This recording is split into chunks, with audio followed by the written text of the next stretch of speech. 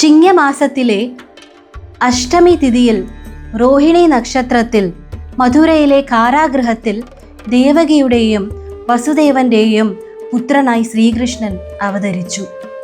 ആ സമയം അദ്ദേഹത്തിന് 4 കൈകൾ ഉണ്ടായിരുന്നു. അതിൽ അദ്ദേഹം ശംഖചക്ര ഗദാപത്മം ധരിച്ചിരുന്നു. ആ ശിശു പരമാത്മാവ് തന്നെ എന്ന് തീരുമാനിച്ച വസുദേവൻ ആ ശിശുവിനെ നോക്കി സ്തുതികൾ പാടി. എന്നാൽ ദേവകി ഭയന്നു. ഈ രൂപം കംസൻ കണ്ടുകഴിഞ്ഞാൽ അപകടമാവും. സൃഷ്ടിയും പ്രളയവും തന്നിൽ ധരിക്കുന്ന ആ ഭഗവാൻ തൻ്റെ ഗർഭത്തിൽ നിന്നും ഉദ്ഭവിച്ചുവെന്ന് പറഞ്ഞാൽ ലോകം വിശ്വസിക്കുകയില്ല. അങ്ങനെ അമ്മ ശ്രീകൃഷ്ണനോട് അഭ്യർത്ഥിച്ചു, ഒരു സാധാരണ കുഞ്ഞിനെ പോലെ 2 കൈകളുമായി മാത്രം തൻ്റെ മുന്നിൽ പ്രത്യക്ഷപ്പെട്ടാൽ മതി.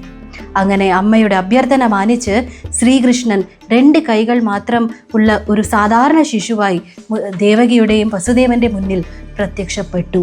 അങ്ങനെ ആദ്യത്തെ പ്രാവശ്യം ശ്രീകൃഷ്ണൻ ലോകത്തിന് സുദർശന ചക്രം കാണിച്ചു തന്നു. ഈ കഥ വരുന്നത് ശ്രീമദ് ഭാഗവതത്തിലെ ദശമസ്കന്ധത്തിലെ 3-ാം അധ്യായത്തിൽ ശ്ലോകം 9 മുതൽ 14 വരെയും 29 മുതൽ 31 വരെയുമാണ്. അങ്ങനെ കാലം കടന്നുപോയി. അങ്ങനെ ശ്രീകൃഷ്ണൻ ജാംബവാനിൽ നിന്നും സ്യമന്തകമണി തിരിച്ചെടുക്കുകയും അത് സത്രാജിത്തിനെ തന്നെ ഏൽപ്പിക്കുകയും ചെയ്തു. താൻ ചെയ്തു പോയതിൽ പശ്ചാത്താപം തോന്നിയ സത്രാജിത്ത് ഒരു പ്രായശ്ചിത്തമെന്നോണം തൻ്റെ പുത്രിയായ സത്യഭാമയെയും ആ സ്യമന്തകമണിയെയും ശ്രീകൃഷ്ണന് തന്നെ നൽകി. എന്നാൽ സത്യഭാമയെ തൻ്റെ പത്നിയായി സ്വീകരിച്ച ശ്രീകൃഷ്ണൻ ആ സ്യമന്തകമണി സത്രാജിത്തിന് തന്നെ തിരിച്ചു നൽകി. അങ്ങനെ അവർ ദ്വാരകാപുരിയിലേക്ക് യാത്ര തിരിച്ചു. കാലങ്ങൾ കടന്നുപോയി. ഒരു ദിവസം അവർക്കൊരു സന്ദേശം വന്നു ഹസ്തിനപുരിയിൽ നിന്നും. അരക്കില്ലത്തിലെ തീയിൽ പാണ്ഡവർ മരണപ്പെട്ടുവത്രേ. തൻ്റെ ദിവ്യശക്തിയിൽ ഇത് നുണയാണെന്ന് ശ്രീകൃഷ്ണൻ മനസ്സിലാക്കിയിട്ടും തൻ്റെ ജ്യേഷ്ഠനായ ബലരാമനുമൊത്ത് അദ്ദേഹം ഹസ്തിനപുരിയിലേക്ക് യാത്ര തിരിച്ചു. ആ തക്കം നോക്കി അക്രൂരനും കൃതവർമ്മനും ശതധന്വാവിനെ വല്ല വിനയം ആ മണി സത്രാജിത്തിന്റെ കയ്യിൽ നിന്നും കൊണ്ടുവരാൻ പ്രേരിപ്പിച്ചു. അങ്ങനെ ആ പ്രേരണ ഉൾക്കൊണ്ട് ശതധന്വാവ് ഉറങ്ങിക്കിടന്ന സത്രാജിത്തിനെ കൊല്ലുകയും ആ മണി അക്രൂരനെ ഏൽപ്പിക്കുകയും ചെയ്തു.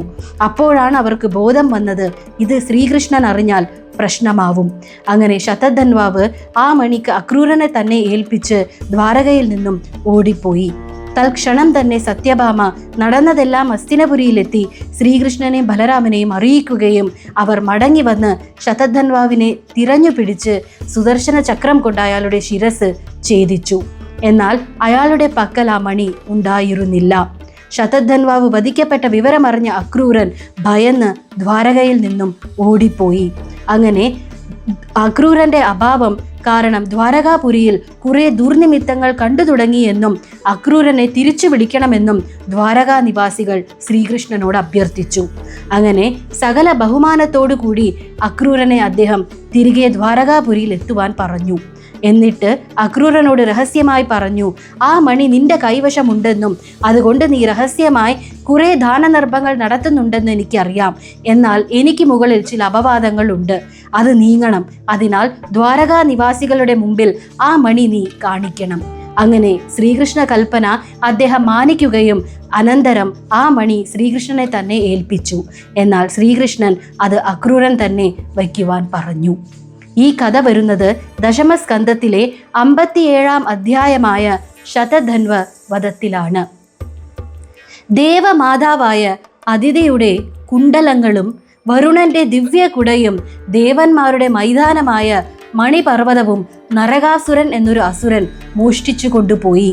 അവന്റെ ഉപദ്രവം സഹിക്കവയ്യാതെ ഇന്ദ്രൻ ദ്വാരകാപുരിയിലെത്തി ആ സങ്കടം ശ്രീകൃഷ്ണനോടും സത്യഭാമയോടും പറഞ്ഞു.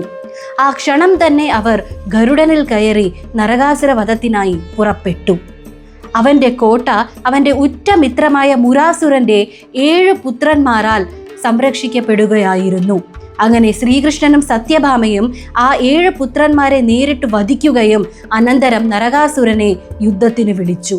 അവൻ യുദ്ധഭൂമിയിൽ തൻ്റെ ഗജത്തിൽ വരികയും അവൻ്റെ ആയുധമായ ശക്തി എന്ന വേൽ ശ്രീകൃഷ്ണനു നേരെ പ്രയോഗിച്ചു. ആ ക്ഷണം തന്നെ ശ്രീകൃഷ്ണൻ സുദർശന ചക്രം കൊണ്ട് ആ വേൽ ഛേദിക്കുകയും അനന്തരം ആ ചക്രം നരകാസുരന്റെ ശിരസ് ഛേദിക്കുകയും ചെയ്തു. പിന്നെ ശ്രീകൃഷ്ണൻ നരകാസുരൻ തടവിൽ പാർപ്പിച്ചിരുന്ന 16,000 രാജകുമാരിമാരെ മോചിപ്പിച്ചു. ഒരു അസുരനാൽ തട്ടിക്കൊണ്ടുപോയി പാർപ്പിച്ച ആ കുമാരിമാരെ വീണ്ടും സ്വീകരിക്കാൻ അവരുടെ നാടോ കുടുംബമോ തയ്യാറായില്ല. ആരെയും ഉപേക്ഷിക്കാത്ത ഭക്തവത്സലനായ ശ്രീകൃഷ്ണൻ അങ്ങനെ 16,000 രൂപങ്ങൾ എടുത്ത് ആ രാജകുമാരിമാരെ വിവാഹം ചെയ്തു. പിന്നെ ആ കുണ്ടലങ്ങളും ആ ദിവ്യകുടയും അവർ സ്വർഗത്തിലെത്തി അതിഥിക്കും വരുണനും തന്നെ തിരിച്ചു നൽകുകയും അവിടുത്തെ പാരിജാതം വൃക്ഷം ദ്വാരകയിൽ കൊണ്ടുവരികയും ചെയ്തു. ഈ കഥ വരുന്നത് ശ്രീമദ് ഭാഗവതത്തിലെ ദശമസ്കന്ധത്തിലെ 59-ാം അധ്യായമായ നരകാസുരവധത്തിലാണ്. ശ്രീകൃഷ്ണന്റെ പൗത്രനാണ് അനിരുദ്ധൻ. അയാൾ വിവാഹം ചെയ്തത് ബാണാസുരന്റെ മകളായ ഉഷയെയാണ്. ഈ വിവാഹത്തിൽ ആ അസുരന് തീരെ താല്പര്യമില്ലായിരുന്നു. തൻ്റെ ജാമാതാവാണെന്ന് പോലും നോൽക്കാതെ ആ ബാണാസുരൻ അനിരുദ്ധനെ നാഗപാശം കൊണ്ട് ബന്ദിയാക്കി. കുറേ മാസങ്ങളായി അവനെ ദ്വാരകാപുരിയിലുള്ളവർ അന്വേഷിക്കുകയായിരുന്നു. അങ്ങനെ ഒരു സന്ദേശം വന്നപ്പോഴാണ് അവൻ ബന്ദിയാക്കപ്പെട്ട വിവരം അവർ അറിഞ്ഞത്. ആ ക്ഷണം തന്നെ ശ്രീകൃഷ്ണനും ബലരാമനും വലിയ സൈന്യ സന്നാഹത്തോടെ ബാണാസുരനെ നേരിടുവാൻ ഇറങ്ങി. തികഞ്ഞ ശിവഭക്തനായ ബാണാസുരന്റെ സൈന്യത്തിൽ കാർത്തികേയനും ശിവഗണങ്ങളും ഉണ്ടായിരുന്നു. എന്നാൽ ശ്രീകൃഷ്ണന്റെ സൈന്യം അവരെ എല്ലാം തോൽപ്പിക്കുകയും അനന്തരം ശ്രീകൃഷ്ണന്റെ സുദർശന ചക്രം ആ ബാണാസുരൻ ശിവപൂജയിൽ നിന്നും തപസ്സിൽ നിന്നും നേടിയ 1000 കൈകളിൽ 996 കൈകൾ ഛേദിക്കുകയും അവന്റെ ശിരസ് ഛേദിക്കാൻ ആ ചക്രം പുറപ്പെട്ടപ്പോൾ ആ ക്ഷണം തന്നെ ശിവൻ പ്രത്യക്ഷപ്പെട്ട് തൻ്റെ ഭക്തനെ വിടണമെന്നും ഒരു തെറ്റു പറ്റിയതാണെന്നും പറഞ്ഞു. പ്രഹ്ലാദ വംശജനായ ബാണാസുരനെ വിടണമെന്നും അവനെ മാപ്പാക്കണമെന്നും പറഞ്ഞു. അങ്ങനെ ശിവന്റെ വാക്കുകൾ മാനിച്ച് ശ്രീകൃഷ്ണൻ ബാണാസുരനെ വധിച്ചില്ല. ഈ കഥ വരുന്നത് ശ്രീമദ് ഭാഗവതത്തിലെ ദശമസ്കന്ധത്തിലെ 63-ാം അധ്യായമായ ബാണാസുര യുദ്ധത്തിലാണ്. ഇനി വരുന്ന കഥ എല്ലാവരിലും ഒരു ചിരി പടർത്തും. ദ്വാരകാപുരിയിൽ ശ്രീകൃഷ്ണന്റെ സഭയിൽ ഒരു ദിവസം കാശിരാജാവിന്റെ ദൂതൻ വന്ന് ഒരു സന്ദേശം പറഞ്ഞു. കാശിരാജാവിന്റെ ഉറ്റമിത്രമായ പൗണ്ഡ്രക വാസുദേവനാണത്രേ യഥാർത്ഥ കൃഷ്ണൻ. ദ്വാരകയിലുള്ള കൃഷ്ണൻ വാസുദേവൻ വ്യാജനാണെന്നും അദ്ദേഹം ഉപയോഗിക്കുന്ന നാമവും ദിവ്യ ചിഹ്നങ്ങളായ ശംഖുചക്ര ഗദാപത്മവും പൗണ്ഡ്രക വാസുദേവന് തന്നെ ഏൽപ്പിക്കണമെന്നും എന്നും അല്ലാതെ പക്ഷം യുദ്ധത്തിൽ നേരിടണമെന്നും പറഞ്ഞു. മറ്റുള്ളവർ ചിരിച്ചു മറിഞ്ഞെങ്കിലും അധർമ്മവും അസത്യവും ശ്രീകൃഷ്ണൻ ഇഷ്ടമല്ലല്ലോ. അങ്ങനെ വൻ സൈന്യ സന്നാഹത്തോടെ അദ്ദേഹം കാശി രാജാവിനെയും പൗണ്ഡ്രക വാസുദേവനെയും നേരിടാൻ കാശിയിലേക്ക് പുറപ്പെടുകയും ചെയ്തു. അവിടെ യുദ്ധഭൂമിയിൽ പൗണ്ഡ്രക വാസുദേവനെ കണ്ട് ശ്രീകൃഷ്ണൻ പറഞ്ഞു, പൗണ്ഡ്രക വാസുദേവ, ഇതാ നീ ചോദിച്ച ചക്രം നിന്റെ അരികിൽ തന്നെ വരുന്നു. അങ്ങനെ ആ ചക്രം പൗണ്ഡ്രക വാസുദേവന്റെയും കാശി രാജാവിൻ്റെയും ശിരസുകൾ ഛേദിച്ചു. തൻ്റെ അച്ഛൻ്റെ മരണത്തിന് കാരണം ശ്രീകൃഷ്ണനാണെന്നറിഞ്ഞ് കാശിരാജാവിൻ്റെ മകൻ അങ്ങനെ ശ്രീകൃഷ്ണനെതിരെ പ്രതികാരം ചെയ്യാൻ തുനിഞ്ഞിരുന്നു. അവൻ അനേക വർഷം തപസ് ചെയ്യുകയും അങ്ങനെ തീ തുപ്പുന്നൊരു അസുരനെ അവന് വരദാനമായി ലഭിച്ചു. ആ അസുരനെ നിരന്തരം അവൻ ദ്വാരകാപുരിയിലേക്ക് അയക്കുകയും തീയും ഉരുളൻ കല്ലുകളും വൻ വൃക്ഷങ്ങളും അവൻ ദ്വാരകാപുരിയിൽ വർഷിച്ച് അവിടെ പ്രശ്നങ്ങൾ ഉണ്ടാക്കാൻ തുടങ്ങി. അങ്ങനെ ശ്രീകൃഷ്ണൻ ആ സുദർശന ചക്രം ആ അസുരനെതിൽ പ്രയോഗിച്ചപ്പോൾ ഭയന്ന് അയാൾ കാശിയിലേക്ക് ഓടി. സുദർശന ചക്രം ആ അസുരനെ പിന്തുടർന്ന് ഓടുകയും അവനെയും സുദക്ഷിണനെയും ആ കാശി രാജ്യത്തെ തന്നെ ചാമ്പലാക്കിയതിനു ശേഷം ശ്രീകൃഷ്ണന്റെ കൈകളിലേക്ക് തന്നെ തിരിച്ചു വന്നു. ഈ കഥ വരുന്നത് ശ്രീമദ് ഭാഗവതത്തിലെ ദശമസ്കന്ധത്തിലെ 66 അധ്യായമായ പൗണ്ഡ്രക വാസുദേവ വധം എന്നതിലാണ്. ശ്രീകൃഷ്ണന്റെ അച്ഛൻ പെങ്ങളുടെ മകനാണ് ശിശുപാലൻ. ചെറുപ്പം മുതൽ തന്നെ അവന് ശ്രീകൃഷ്ണൻ എന്ന് പറഞ്ഞാൽ വല്ലാതെ വെറുപ്പായിരുന്നു. അങ്ങനെ ശ്രീകൃഷ്ണൻ തൻ്റെ അച്ഛൻ പെങ്ങൾക്കൊരു വാക്കു നൽകി, നിങ്ങളുടെ മകൻ്റെ 100 അപരാധങ്ങൾ ഞാൻ പൊറുക്കും. എന്ന് 100 അപരാധങ്ങൾ അവൻ താണ്ടുന്നുവോ അന്ന് ഞാൻ അവനെ വധിക്കും. അങ്ങനെ കാലം കഴിഞ്ഞു പോവുകയും കുരുക്ഷേത്ര യുദ്ധത്തിനു ശേഷം യുധിഷ്ഠിരനെ ഇന്ദ്രപ്രസ്ഥത്തിന്റെ രാജാവായി അഭിഷേകം ചെയ്യുകയും ചെയ്തു. അനന്തരം യുധിഷ്ഠിരൻ രാജസൂയ യജ്ഞം ചെയ്യാൻ തീരുമാനിക്കുകയും അതിലെ അഗ്രപൂജയ്ക്കായി ഗുരുക്കന്മാരായ വ്യാസൻ, ഭരദ്വാജൻ, വസിഷ്ഠർ എന്നിവരുടെ വാക്കുകൾ മാനിച്ച് ശ്രീകൃഷ്ണനെ തിരഞ്ഞെടുത്തു. എന്നാൽ ശ്രീകൃഷ്ണൻ ഒരു ഗോപാലകൻ മാത്രമാണെന്നും അദ്ദേഹത്തിന് ഒരു യോഗ്യതയുമില്ലെന്ന് പറഞ്ഞ് ആ നിറഞ്ഞ സദസ്സിൽ നിരന്തരം ശ്രീകൃഷ്ണനെ ശിശുപാലൻ അപമാനിച്ചു കൊണ്ടിരുന്നു. ശ്രീകൃഷ്ണൻ പുഞ്ചിരിച്ചുകൊണ്ട് ഇതെല്ലാം കേൾക്കുകയും അപവാദം എപ്പോൾ 100 കടന്നോ ആ ക്ഷണം തന്നെ അദ്ദേഹം സുദർശന ചക്രം കൊണ്ട് ആ ശിശുപാലനിന്റെ ശിരസ് ഛേദിച്ചു.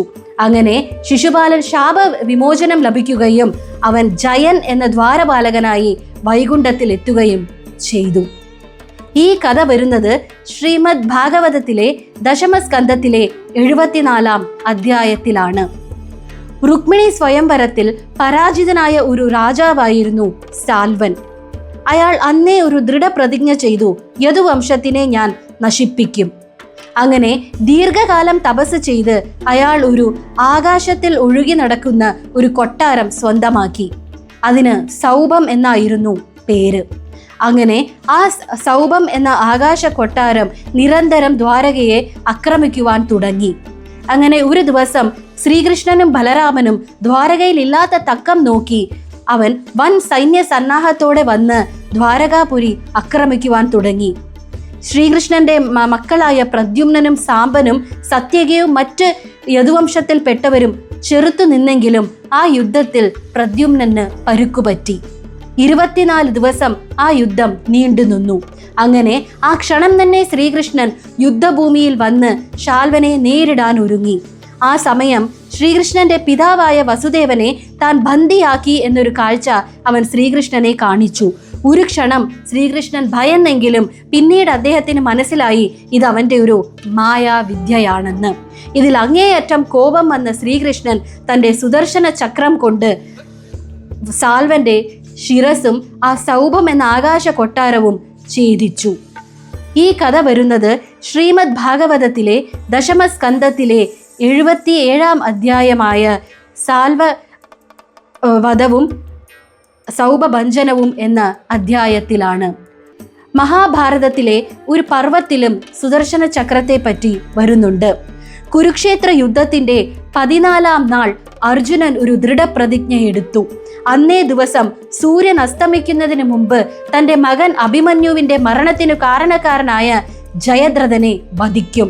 അല്ലാത്ത പക്ഷം അഗ്നിയിൽ ചാടി താൻ ആത്മാഹൂതി ചെയ്യും. ഈ വിവരമറിഞ്ഞ കൗരവർ ജയദ്രഥന് വലിയ സുരക്ഷ ഒരുക്കി. അങ്ങനെ അന്നേ ദിവസത്തെ സൂര്യാസ്തമയം അടുത്തു വന്നു. ആ ക്ഷണം തന്നെ ശ്രീകൃഷ്ണൻ തൻ്റെ സുദർശന ചക്രം കൊണ്ട് സൂര്യനെ മറച്ചു. സൂര്യൻ അസ്തമിച്ചു എന്നു കരുതി കൗരവപ്പട ജയദ്രഥനെ അവരുടെ സുരക്ഷാ വലയത്തിൽ നിന്നും പുറത്തുവിട്ടു. എന്നാൽ അയാൾ ആ ക്ഷണം തന്നെ ശ്രീകൃഷ്ണൻ ആ സുദർശന ചക്രത്തിന്റെ മറ സൂര്യനിൽ നിന്നും നീക്കി. ആ ക്ഷണം അയാൾ ചെന്നു പെട്ടത് യോദ്ധാവായ അർജുനന്റെ മുന്നിലായിരുന്നു. അങ്ങനെ അർജുനന്റെ ലക്ഷ്യം തെറ്റാത്ത ബാണമേറ്റ് ജയദ്രഥൻ വധിക്കപ്പെട്ടു. ഈ കഥ വരുന്നത് മഹാഭാരതത്തിലെ ദ്രോണപർവമായ ജയദ്രഥ വധത്തിലാണ്. ഇതെല്ലാമാണ് ശ്രീകൃഷ്ണന്റെ കയ്യിൽ സുദർശന ചക്രം തിളങ്ങിയ നിമിഷങ്ങൾ. നിങ്ങൾക്ക് ചിലർക്കെങ്കിലും ഒരു സംശയമുണ്ടാകും, മഹാവിഷ്ണു സതിയുടെ ശരീരം ആ ചക്രം ഉപയോഗിച്ചല്ലേ 51 കഷ്ണങ്ങളാക്കി മുറിച്ചതും അത് ഭൂമിയിൽ പലയിടത്തു വീഴുകയും അവിടെ നിന്നല്ലേ ശക്തിപീഠം വന്നതെന്നും. എന്നാൽ ശിവ സ്കന്ദ ലിംഗ പുരാണങ്ങളിൽ അതിനെപ്പറ്റി പരാമർശിച്ചിട്ടില്ല. ദേവി ഭാഗവത പുരാണത്തിലെ 7-ാം സ്കന്ധത്തിലെ 30-ാം അധ്യായത്തിൽ മഹാവിഷ്ണു തൻ്റെ അമ്പ് ഉപയോഗിച്ചാണ് ആ ശരീരം മുറിച്ചതെന്നും 51 അല്ല 108 ശക്തിപീഠങ്ങൾ വന്നുവെന്നാണ് ദേവി ഭാഗവത പുരാണം പറയുന്നത്.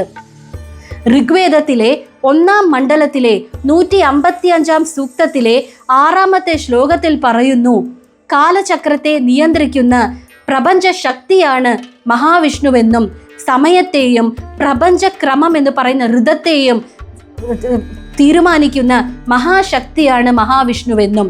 ആ കാലചക്രം എന്ന് പറയുമ്പോൾ അത് അദ്ദേഹത്തിൻ്റെ സുദർശന ചക്രം തന്നെയാണെന്ന് നമുക്ക് ഉറപ്പിക്കാം. ശ്രീമദ് ഭഗവത്ഗീതയിലെ 4-ാം അധ്യായത്തിലെ 8-ാം ശ്ലോകം പറയുന്നത് പരിത്രാണായ സാധൂനാം വിനാശായ ച ദുഷ്കൃതാം ധർമ്മ സംസ്ഥാപനാർത്ഥായ സംഭവാമി യുഗേ യുഗേ. ശിഷ്ടരെ രക്ഷിക്കുകയും ദുഷ്ടരെ ശിക്ഷിക്കുകയും അധർമ്മം എപ്പോഴൊക്കെ ആധിപത്യം സ്ഥാപിക്കുന്നോ അപ്പോഴൊക്കെ ധർമ്മത്തെ നിലനിർത്താൻ ഓരോ യുഗത്തിലും ഞാൻ അവതരിക്കും എന്ന് അദ്ദേഹം പറയുമ്പോൾ, ആ അവതാര പുരുഷൻ ഓരോ യുഗത്തിലും അവതരിക്കുമ്പോൾ അദ്ദേഹത്തിൻ്റെ ഒപ്പം ഈ സുദർശന ചക്രവും ഉണ്ടാവും. അദ്ദേഹത്തിൻ്റെ കൽപ്പനയിൽ ധർമ്മത്തെയും സത്യത്തെയും നിലനിർത്താനും പരിപാലിക്കാനും. സുദർശന ചക്രത്തിനായി ചില ക്ഷേത്രങ്ങൾ പുണ്യഭൂമിയായ ഭാരതത്തിലുണ്ട്. അത് എവിടെയെല്ലാമാണെന്ന് നമുക്ക് അടുത്ത എപ്പിസോഡിൽ കാണാം. ഇതുപോലത്തെ കഥകൾ ഇനിയും അറിയാൻ വാസുകി ടോക്സ് ഫോളോ ചെയ്യൂ. And please subscribe. Hare Krishna.